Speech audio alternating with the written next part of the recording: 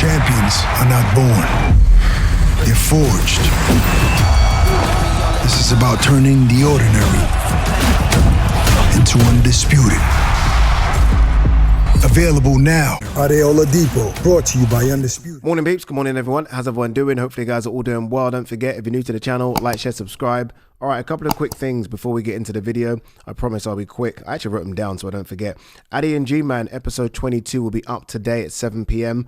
I know we normally chuck it up, midday, lunchtime, but I thought I'd try something different. We weren't able to do the Q&A, but I'm going to do that myself later on tonight, so you still have time to get your questions in. Just go to the community tab. There'll be a post there about the Q&A. Undisputed. I get so many questions now about Undisputed, which I guess is a good thing. The main question I get is, when are they going to introduce more characters? Well, your prayers have been answered, because there is a Mexican monster pack that you can now download. Just go to playundisputed.com. The Mexican monster they're talking about is David Benavidez. He is now in the game, which is good news for you gamers. But also now is Sugar Ray Leonard, Andy Ruiz, Hellenius, Hector Camacho. Again, just go to playundisputed.com to download that. The newsletter, it's flying. I can't thank you guys enough. Honestly, it's flying. Everyone seems to be interested in what we're doing, what we're trying to do, grow the community.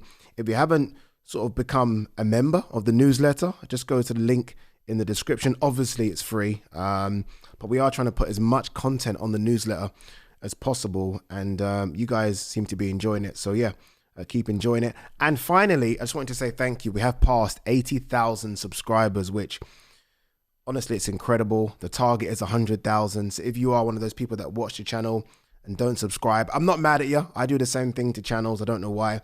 Please subscribe, because I do want to get to that 100,000 before the end of the year. I know, right? It's tough, but right, you gotta have targets. All right, let's jump straight into the video and see what there is to talk about today. Julio Cesar Chavez Jr. insists he's not here to build Jake Paul's profile. No, Jake Paul already has a big profile. Jake Paul has a bigger profile than Julio Cesar Chavez. I'm guessing he's referring to his profile within boxing. As it stands right now, Jake Paul has a bigger profile in boxing than Julio Cesar Chavez. So, yeah, he's certainly not here to build Jake's profile. You know, I did ask Oscar the other day. I spoke to Oscar De La Hoya, and I said, look, how far, realistically, if Jake wins this, is he from a world title fight? I mean, I know that sounds crazy, and it sounds crazy to me, because I think he's super far away. But Oscar was like, he ain't crazy far. He ain't crazy far. And boxing has a way of doing crazy stuff. I mean, look at Manny Pacquiao. I know it's Manny Pacquiao, but look at Pacquiao fighting Barrios. Pacquiao got inserted into number 5 in the WBC welterweight rankings. You know how absurd that is. You know how crazy that is.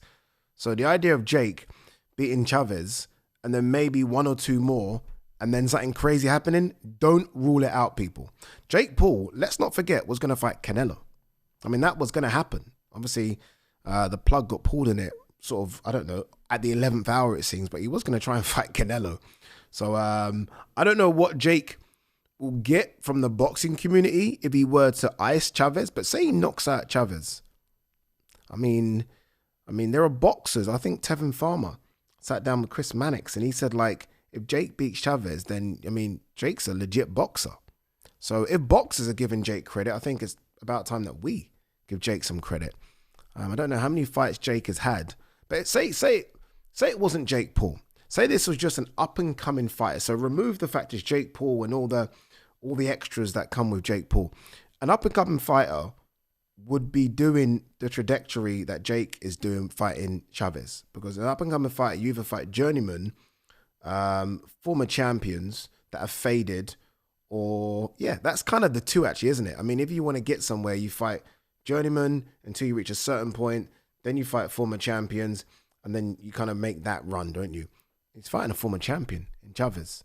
Again, I'm not sticking up for it. I'm not trying to give it any juice, but I'm just trying to say, like, don't be shocked if Jake does something crazy in the next couple of years. That's all I'm saying, all right? That's all I'm saying. Deontay Wilder, I lost my confidence, but it's back. Obviously, Deontay Wilder fights Terrell Herndon this weekend. I'm so invested and interested in this fight. Can't lie to you. It's the one fight over the weekend that's just got me. I saw an image of Deontay Wilder and he looks incredible. Deontay Wilder, I think he's like 225 pounds. which is heavy, considering it's 11 pounds or so heavier than when he fought Zhilei Zhang, but it's nowhere near the 238 pounds when he last fought Tyson Fury. And I'm not mad at it. Some people are, oh, he's heavy. No, I'm not mad at it, because I know what that means. He's built for destruction. And that fight against Fury was fucking insane. It's one of the best heavyweight fights I've ever seen. And if a 225-pound Deontay Wilder catches you, so he's still built for speed, but he's also built for force. If that guy hits you on the chin, you know, but it's if, isn't it? It's a big if. The if is, will you throw that right hand? That's the if. I hope he does. He seems to be in this, sort of the mind space where, like, he knows if he doesn't, this is it. Do you know what I mean? I mean, I thought this was it after Zhilei Zhang, but all of a sudden there are sort of people linking Deontay Wilder to AJ, linking Deontay Wilder to Ngannou, to Bukoli, to Chisora, to, you know what I mean? So he knows if he lands that right hand against Terrell Herndon and he knocks him out, which invariably happens when Deontay Wilder lands that right hand, he knows the next fight is enormous money, regardless of who it is on that list. If it's AJ, obviously it's fucking lottery money. But even if it's Bukoli or Ngannou, it's still massive money. So I hope he throws it. I'm a big fan of Deontay Wilder. He's entertained me in and out of the ring. I've spoken to him so many times. He's a great guy. He's obviously going through a lot. And I hope for his sake that he finds some peace. And most of these boxers find peace in the ring. So let's see if we can see a bit of the old bronze bomber. I'm not going to be fooled by it because, again, it's Terrell Herndon. It's not anyone of note. But it'd be nice to see Deontay Wilder get a win. All right, let's talk Canelo Crawford. I'm going to be doing so many videos. Honestly, so many videos. Oh, very quickly, I am doing the look back with G-Man. I don't know when you guys are watching this, but I'm going to film the look back this evening with G-Man. Yes, you guys heard, with G-Man. So everyone calm down a little bit. We are doing, I'll tell you now actually, because it's going to be out next week. We're doing AJ Usyk 1. Yeah, you like that one, don't you?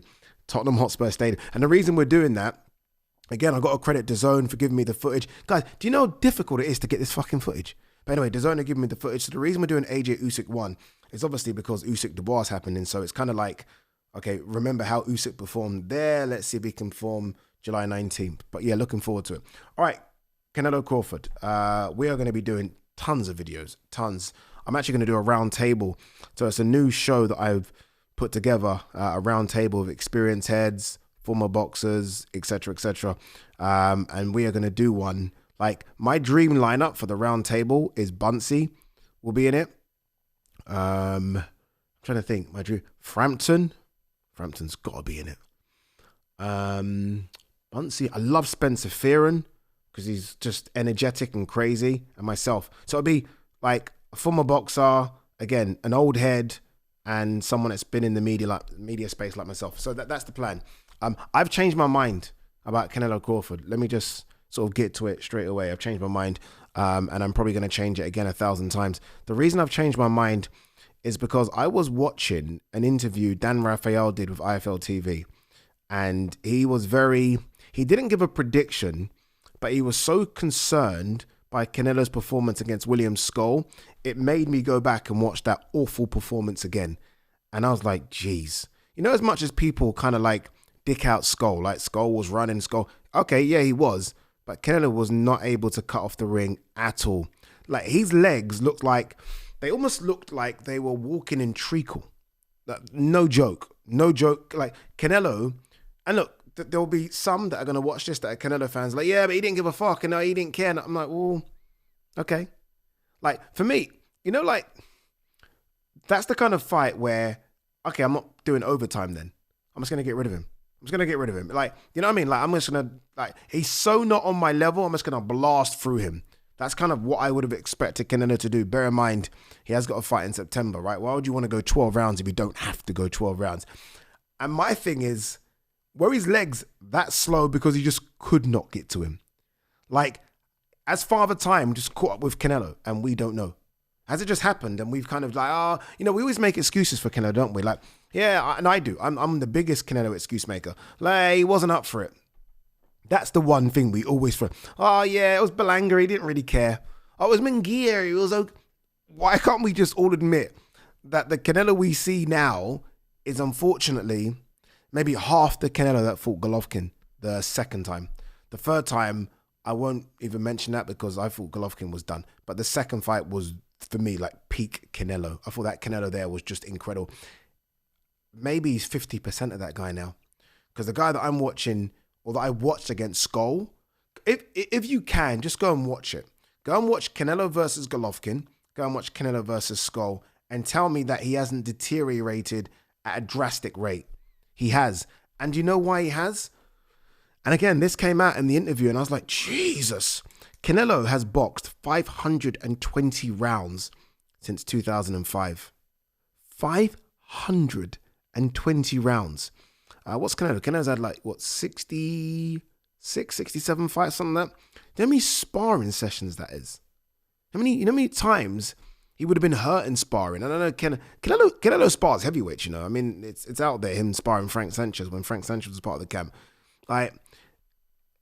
His body is breaking down because he's had 520 rounds of boxing. And he's been doing it 20 years, people. He made his debut in 2005. There's no way, and this is why when I say Canelo's half the man he was in terms of a boxer, that's not me critiquing him. I'm surprised he's still doing this. I'm surprised he's still the top dog. Because if anyone's been in the sport for 20 years and fought 520 rounds, I mean, you're hanging on. You're hanging on. I'm surprised he doesn't have more injuries. Honestly, he must train so smart because I was astounded by the rounds, put it that way. In comparison, Crawford's had 245 rounds. And Crawford, turned pro a little later. Not that much later, only 3 years later. Crawford's had 245 rounds. Canelo has done 520 rounds.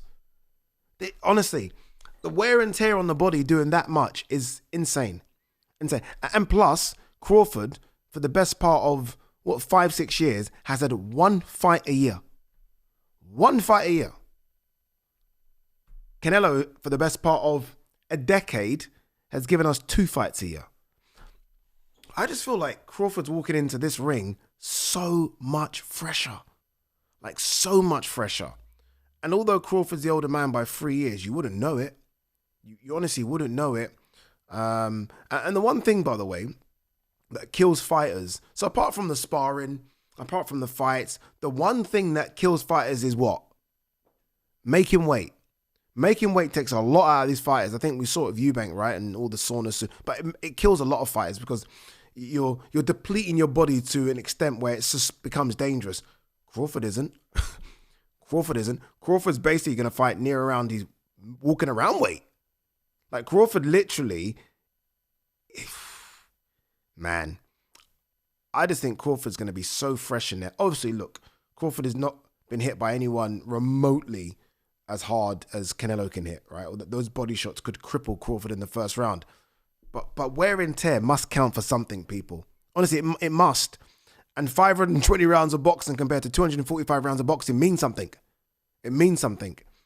So I am now no longer on the Canelo train. I've moved to the Crawford train, and I'm probably going to switch back once I find out some more information about both. But that did shock me, that Crawford has boxed half the rounds that Canelo has boxed. And then you just look at the fights. Crawford has had 20 or so fights less. So 20 or so fights less. And look, obviously, ultimately, when they're coming through early, the camps aren't as big, right? But still, 20 or so fights less is 20 fight camps less. It's 20 sparring sessions less. Do you know what I mean? If Canelo's had 520 rounds in the ring, can you imagine how many sparring rounds he's had? Thousands. Fucking thousands, dude. Father Time might have got up to him. Father Time might have caught up to him. Just saying. Just saying, people. All right, anything else to look at? Oh, look at this. See, look at this. Look at this. And I just said this. Jake Paul creeping toward a title shot should he defeat Chavez Jr. Oh, this is going to be a good fight this weekend as well. Christian Mbili fights. Christian Mbili promises to put more hurt on Solecki than Diego Pacheco did. Christian Mbili has been rumored to be on this Netflix card, Crawford Canelo. I like him. I like him a lot. Hopefully, they can get it on. Brian Norman Jr. versus Devin Haney verbally agreed later this year. I doubt that. Did you see the dads going at each other? Like, just, I like Bill, but Bill, you need to chill. Bill, you need to chill. All that effing and blinding and the N-word constantly, nah, no need. Don't like it at all. And Brian Norman Sr. was actually quite respectful. Like, he was like, I ain't playing this game. And then he fucking went mad. So, I don't know. Maybe they're trying to sell it. Maybe they're trying to promote it. But, yeah, I didn't like it. I didn't like it at all. All right, anyway, guys, girls, peace and love. Champions are not born. They're forged. This is about turning the ordinary into undisputed. Available now. Ade Oladipo, brought to you by Undisputed.